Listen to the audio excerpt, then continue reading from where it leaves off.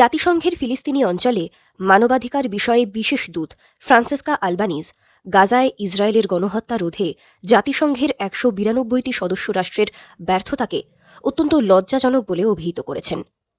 সামাজিক যোগাযোগ মাধ্যমে শেয়ার করা এক ভিডিও সাক্ষাৎকারে আলবানিজ বলেন, গাজায় যা ঘটছে তা শতাব্দীর লজ্জা।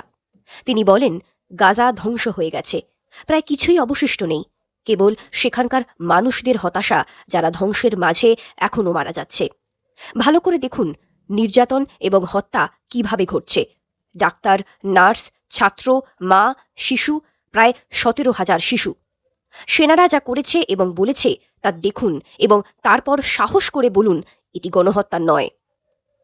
আলবানিজ গণহত্যার ঘটনাগুলি আড়াল করার জন্য গণমাধ্যমের ভূমিকা সম্পর্কে তীব্র সমালোচনা করেন। তিনি বলেন, এই গণহত্যা সম্ভব হতো না যদি গণমাধ্যম তার কাজ ঠিকঠাক করত।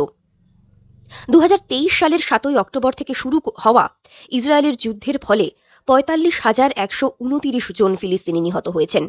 আহত ১,০৭,৩৩৮ জন, যদিও বেসরকারি হিসেবে এই নাম্বার প্রায় ২ লাখের কাছাকাছি। ডক্টরস উইদাউট বর্ডার্স MSF এর নতুন রিপোর্টে গাজায় ইসরায়েলি বাহিনীর কর্মকাণ্ডকে জাতিগত নির্মূলের স্পষ্ট ইঙ্গিত বা এথনিক ক্লিনজিং হিসেবে বর্ণনা করা হয়েছে। বিশ্লেষক ও মানবাধিকার কর্মীদের মতে এই ঘটনা বিশ্ব সম্প্রদায়ের নিষ্ক্রিয়তার একটি দুঃখজনক উদাহরণ। ফ্রান্সেস্কা আলবানিজের বক্তব্য আন্তর্জাতিক সম্প্রদায়ের সামনে মানবতার চরম সংকট নিয়ে প্রশ্ন তুলছে। মানবাধিকার সংস্থাগুলি এই গণহত্যা অবিলম্বে বন্ধ করার জন্য জোর দাবি জানাচ্ছে এবং ফিলিস্তিনি জনগণের জন্য ন্যায় বিচার নিশ্চিত করার আহ্বান জানাচ্ছে। আন্তর্জাতিক আদালত এই গণহত্যার জন্য ইসরায়েলকে দায়ী করে প্রধানমন্ত্রী বেঞ্জামিন নেতানিয়াহু সহ একাধিক মন্ত্রীর বিরুদ্ধে গ্রেফতারি পরোয়ানা জারি করেছে, যদিও তারপরেও গাজার উপরে বোমাবর্ষণ নিয়মিতভাবেই জারি রেখেছে Israel. What's happening in Gaza is the shame of the century. Gaza has been erased. There is almost nothing left other than the despair of people who continue to perish there. Look at the acts of torture. Look at who's being killed. Doctors, nurses, students, mothers, children. 17,000 children. To look at what the soldiers have done and said, and then have the courage to say that this is not genocide.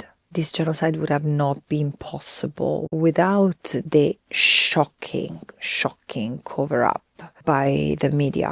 The role that corporate media played in justifying crimes, in spreading misinformation, like the 40 beheaded babies. We have some really disturbing new information out of Israel. The Israeli Prime Minister's spokesman just confirmed babies and toddlers were found with their heads decapitated in Kfar Aza in southern Israel after Hamas attacks in the kibbutz over the weekend. The basic ethical principles governing their profession. I choked up earlier reading this new revelation about 40 babies being killed. Oh my God. And some of them being beheaded. And I was like, how can any human being do that to a baby? The role of international media, of Western media in acting in defense of the acts of a genocidal state. This is unprecedented, but it's also revealing of the global situation we are facing, the fact that this is not just the genocide of the Palestinians committed by Israel. A number of Western countries are complicit.